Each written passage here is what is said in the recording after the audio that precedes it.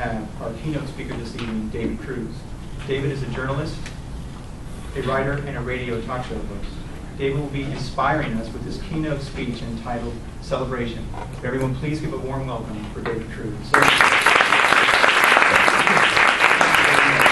Toastmaster, fellow Toastmasters and honored guests, good evening, welcome. I am holding in my hand probably one of the greatest sources of celebration in the world today. In Africa and in much of Latin America, every day, women, young girls, walk on average 3.5 to 4 miles one way to find a source of drinkable water. Nothing like this. In fact, 80% of the disease today, all over our globe, is the result of contaminated water. So us having something like this so easily available for us ought to be a reason for what? Celebration. Wrong. Because the word celebration is also a noun. The word has no action in and of itself.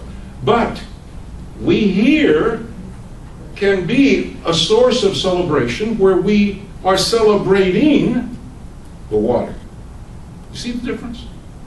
Because water is an example of something that can spark publicly an action of rejoicing, of observing, of praising. These are the kinds of things that we may want to think about tonight when we think of the word fiesta. I come from the city of Fiesta, San Antonio, Texas. San Antonio, once a year, opens up its entire streets downtown, and 8 million people come together. In a city of 1.5 million, to get 8 million people squeezed in there, that's a task. But people are celebrating as well as you are tonight.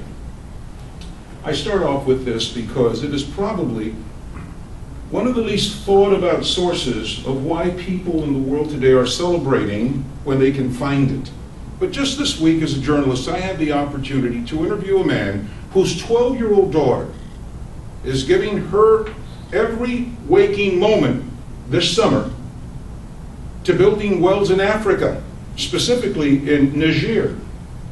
Every well that she could collect money for through donations means that a little town, a village, will get an opportunity to have clean water.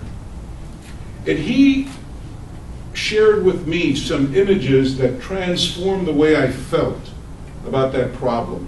It moves what to some is an issue into something that becomes truly a life and death experience. And to me, the photograph that most changed me was that of a little boy who was just looking upwards like this because water for the first time was flowing from a well in his village. They had never had water from a well. And they had lost so many young women who had been abducted, disappeared, murdered. Horrible deaths because they couldn't have water at their disposal. Isn't that sad? And so I thought I would talk to you about that tonight, but I said no, because you see, too many of us in this country talk about problems in other places and we forget that we have opportunities to celebrate right here in our own community. And I would like to ask you to jump in with me tonight and celebrate the adversity that we're facing. You might say, well, that's impossible. How do you celebrate adversity? Well, it depends how you look at it, right? My daddy used to say, mientras estés en demanda, tienes chamba. What does that mean? Does anyone know? Well, like the word fiesta, it is a Spanish word, it is a Spanish phrase. It says, as long as you're in demand, son, you have work. Now that makes a lot of sense. So why don't we celebrate the opportunity of adversity? Let's talk about that. This room is filled with people who can celebrate 3 things with me tonight. You can celebrate knowledge. Most of you have a higher than average education compared to your peers. Think of that. What a tremendous tool that is to impact your community. Think of that opportunity. Celebrate that knowledge that you possess. because that means that we can together go out into our community and make an impact.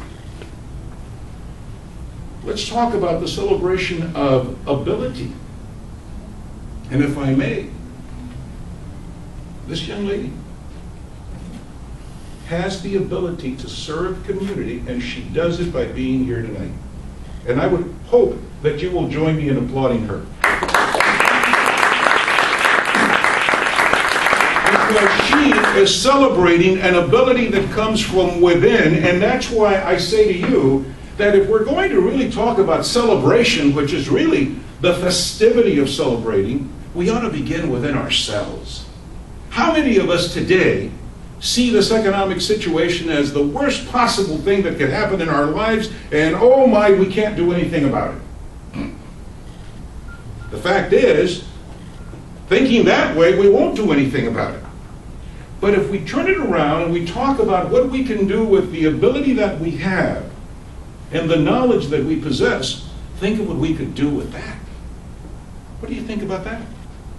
Would you celebrate that with me? I would. I would celebrate it with you. I see young people who are smiling before you guys do. What happened? You guys cynical now? You don't think it can happen? I think it can happen. I want to talk about the third thing that's important. Celebrate, and I've used the word already, and it's an often used word. It's too cliche, but I'm going to add a little something to it. Celebrate the opportunity to engage in your community. Let me tell you how. Just a few blocks from here, there's an alternative school. 45 young women who haven't even seen the other side of 17, many of whom already have a child, are being put in these schools as the only place that they can attend because they have a behavior problem. Why is it that in Ventura County we have one of the highest expulsion rates in the entire Southern California region? Bet you didn't know that. We have an opportunity to affect change by engaging that school, these young people, specifically this way. Be a role model. I'd like to see one of the women who is in this room walk in one day, take time from your job and inspire these young women and show them what's possible. Oh sure, we've got all kinds of negative things we could think about, but think of what you could do just by walking in and greeting one of these young women. Could you celebrate that with me?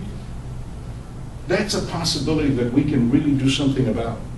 Did you know that in Ventura County we have such a housing problem for the farm workers in our community that many of them sleep under mobile homes? And yet, it's a $1.5 billion industry. We have an opportunity right here in our community, just like we talked about building wells in Africa, we have a way right here to celebrate the wonderful opportunity that exists close by.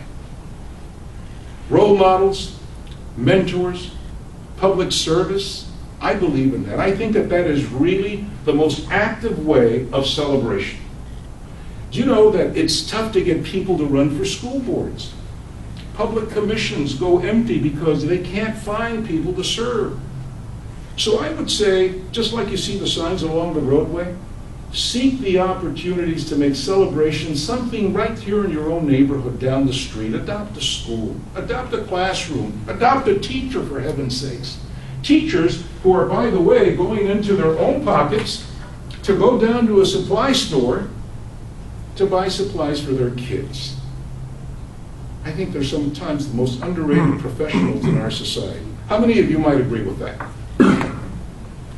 So you see, when I thought of this story of that little boy, and I saw the image, I thought, gee, I'd like to go to Niger to do something for that young boy. Chances are, I may not. But I still wanted to celebrate the opportunity to serve somehow. And I'm going to ask you, and I'm going to challenge you to join me in that celebration. Let's make it a fiesta in our community that becomes one of diversity and coming together to strengthen our community. That is really the celebration of America. And that's what I think our country and our community can be about. I'm not a politician, never will be one. Never have played one on television. But I've interviewed a lot of them. And I'll tell you, the real good ones, not the wannabes. They don't say much, they just do a lot. And those are the kinds of people that I'd like to celebrate with you. That's what celebration means to me. And I'm going to finish with something that's a real vivid example of where I learn every day in the stories that I cover. I was at a meeting last night. It was a meeting about health care, right here in Ventura County. In fact, the Ventura County Star had an article on it today. And in that meeting, for the first time, I saw a young mother walking in with her little girl.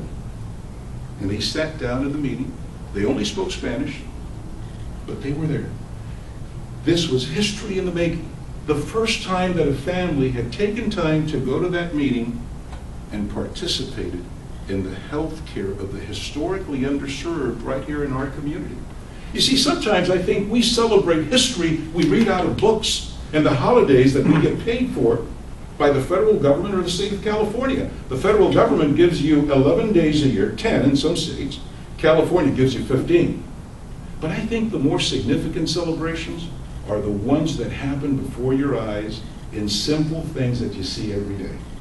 That little girl, to me, is why I'm celebrating tonight. And I invite you to think of opportunities like that, where you can celebrate within your own community. I want to salute you for being the leaders that you are to be here this evening. But I also want to challenge us together to sit on the same side of the table and figure out how we're going to make this celebration grow. It's not going to be easy, but I think we can do it.